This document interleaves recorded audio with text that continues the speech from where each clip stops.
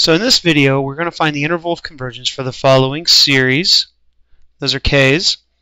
So we need to use the ratio test, and we look at the limit as k goes to infinity of the absolute value of a sub k plus 1. So k plus 1 squared times x plus 1 to the k plus 1 over 4 to the k plus 1 times, now normally put it over a sub k, but we're going to say times 1 over a sub k, because that'll just save us some time. So we're just going to take the reciprocal of our sequence piece there, x plus 1 to the k, and now we're going to see what kind of simplifying we can do there.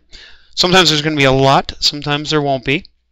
So we have k plus 1, the quantity squared. This is, you'll always rewrite the exponents, x plus 1 to the k times x plus 1, and 4 to the k. There's not a whole lot we can or need to do there.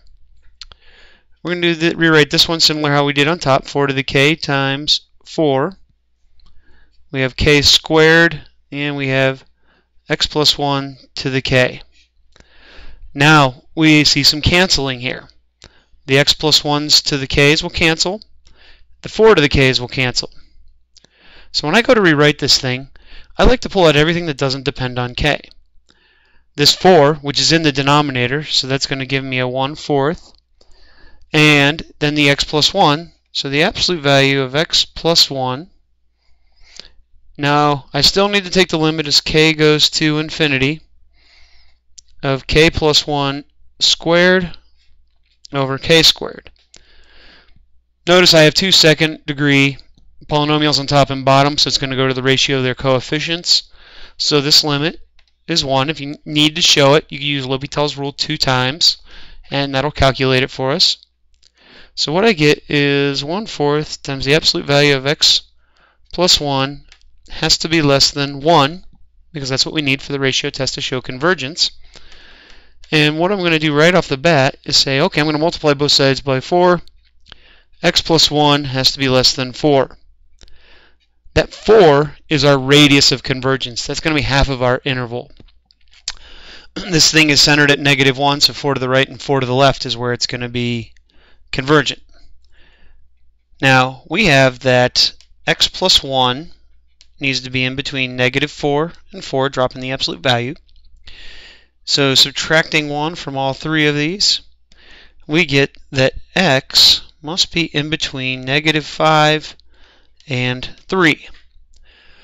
Now, we need to test the endpoints to see if we want to include those or not. So testing the endpoints, maybe first we test -5, and we literally just plug that in to our original series for x.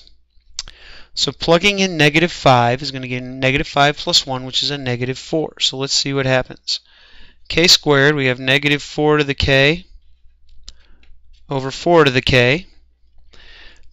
Those are both going to be rewritten to the k. We have -4 over 4, which is a -1.